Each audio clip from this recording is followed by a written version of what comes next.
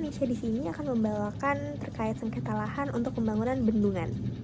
Saya Nisha dengan NIO 544875 akan membuka dengan sengketa lahan yang terjadi di Jawa Timur di Kabupaten Trenggalek.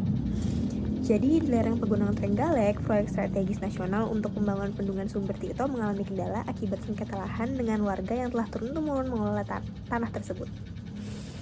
Lahan yang akan digunakan untuk proyek bendungan ini mencakup 350 hektar tanah yang sebagian besar dikelola oleh masyarakat sebagai lahan pertanian dan hutan rakyat.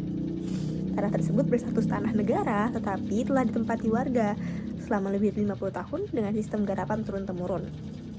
Pemerintah menetapkan lahan ini sebagai lokasi pembangunan bendungan berdasarkan peraturan Presiden tahun 2019. Lalu di sini terlihat warga berkumpul di balai desa, muncul tanda tanya besar atau simbol protes. Kenapa seperti itu? Karena ketika proses pengadaan lahan dimulai, warga mulai melakukan perlawanan dengan alasan bahwa mereka memiliki hak historis atas tanah tersebut.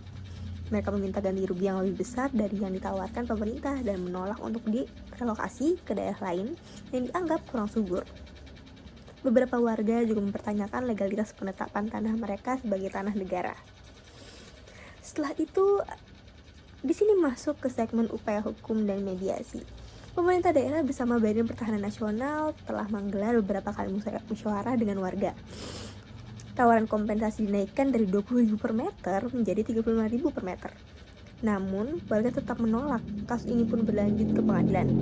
Tahun 2023, pengadilan tata usaha negara memenangkan pemerintah, tapi warga tetap bertahan dengan tuntutan mereka. Lalu ketegangan meningkat ketika alat berat mulai masuk ke area lahan, sebagian warga melakukan blokade jalan. Sementara sebagian lainnya membawa gugatan ke Mahkamah Agung. Konflik ini juga menarik perhatian aktivis lingkungan yang menilai bahwa proyek bendungan berpotensi merusak ekosistem lokal. Lalu sampailah pada tahap rekonsiliasi. Di sini konflik diselesaikan membutuhkan pendekatan yang adil dan inklusif. Pemerintah diharapkan mempertimbangkan solusi win-win seperti skema regulasi dengan tanah pengganti yang setara dan program pemberdayaan ekonomi bagi warga terdampak. Masyarakat pun didorong untuk berdialog secara konstruktif agar pembangunan bendungan yang bertujuan untuk ketahanan air nasional dapat berjalan tanpa merugikan hak-hak mereka.